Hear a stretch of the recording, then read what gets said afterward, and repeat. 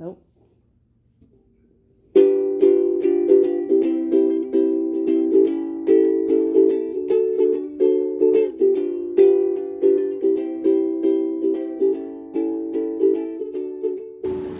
What is up, you guys? I'm James from James Reptiles, What is up, you guys? I'm James from James Reptiles, and in today's video, we're going to be talking about polygenesis. Well, I'm going to go over what it is, I'm going to go over what it's not, and I'm going to go over how it works. And I even got my whiteboard, so stay tuned. Alright, so let's start out with what polygenesis is. Polygenesis, let me find some geckos for you.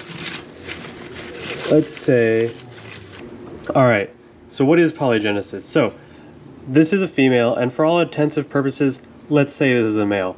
So these are both two Dalmatian crested geckos. Ooh, nice leaf. When you breed two Dalmatian crested geckos together, you're likely to get Dalmatian crested geckos. It's not a genetic trait that passes on like any recessive, albino, or dominant or codominant or incomplete dominant. It's nothing like that. It's just passes on, and humans are actually polygenic. Then example would be if someone with very fair skin, you know, had a child with someone with very dark skin. Odds are the babies come out somewhere in between.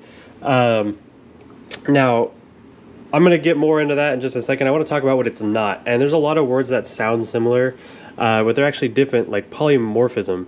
Polymorphism is when, you know, two animals breed together and they can produce a couple different specific varieties of something. An example would be variable king snakes. You can breed any two variable king snakes together, and there's certain pattern combinations that come out, certain color distributions that come out that you see in every clutch no matter what. That's polymorphism, or being polymorphic. Also, no, I got it pulled up on my screen. Also, not to get confused with parthenogenesis, which is when a lizard, it's mostly lizards or snakes, will actually, if a female is, say, separated on an island and there's no males, she will actually reproduce using solely her DNA, and she will fertilize her own eggs, and in most cases she produces 100% males and only like one or two survive, and then that male grows up and they reproduce together, and then that starts a whole new new colony, I guess. So we're going to talk about parthenogenetics, polygenics. We're going to talk about polygenics. I've got my whiteboard here. Let me doodle down some stuff and I'll explain it.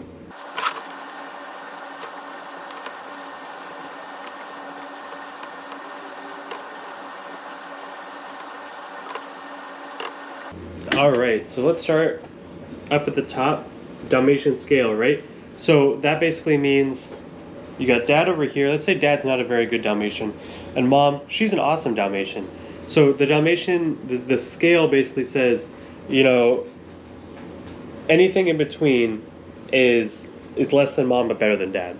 And down here I wrote babies, and you can see this line's a lot bigger. So basically what that means is, if dad's not a great Dalmatian and mom's a really good Dalmatian, the babies can be anywhere in the middle, and even maybe a little bit more, and even maybe a little bit less.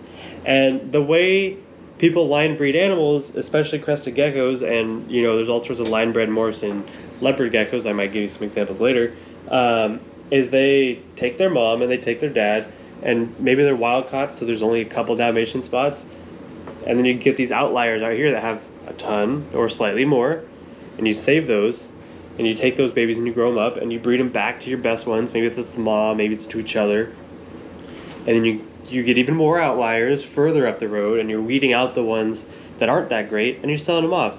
And that's actually what I do too, especially as I'm starting my Dalmatian group and I'm starting my pinstripe group, is I'm selling off these outliers, and really anything in here, if it's not at least better than the parents, I don't really want to keep it, because what's the point in keeping it and raising it up when I just keep breeding the parents if they're nicer and or just as nice? So this is parthenogenesis. Dalmatian crested geckos, pinstripes, You know, any kind of thing you're line breeding for works in this way. You know, high orange leopard geckos, jungles, bold stripes, anything like that works in this way. Lots of snakes like this too. I know ball pythons, people are finally taking them more seriously, and they're refining them and they're making them brighter. That has to do with this. They're breeding their ball pythons together, and the ones that are out here are the prettier, brighter ones. The ones that are back here may be the morph they want, but they may be ugly. So they're taking these outliers and they're saving them. So that's parthenogenetics. I really hope you guys enjoy this video. I know it's not super long, but I'm pretty sure it made a lot of sense. And if you do have any questions, make sure to leave them down below. I'm glad to talk about it. I'm glad to do my own research. I'm happy to learn more if you have something to add to it. So I'm James from James Reptiles. Make sure to like, comment, subscribe. All that definitely helps out the channel. Make sure to follow me on Instagram, Facebook, Twitter, jamesreptiles@gmail.com. I know I was gone for a little while, and I posted a pre-recorded video. I was actually helping my neighbor move all week, and I also had my old roommate in town, so we were letting him stay here, so that was kind of difficult. Very long week, but nevertheless, I'm back. Every other day videos, lots of stuff coming up. In a couple weeks, we're going to the ocean and to the river with my girlfriend's family. I'll probably bring you guys along with that and film some stuff there. In September, there is a show in Portland. I'm pretty sure I'm going to go to it. I'm not going to vend, just going to hang out and enjoy it. And then October is the Chico Reptile Show. So I don't know if I'm going to vend that show yet or not. If I don't vend it, I'm probably going to go visit it just to hang out. But nevertheless, I'll catch you guys in the next video. Have a good one.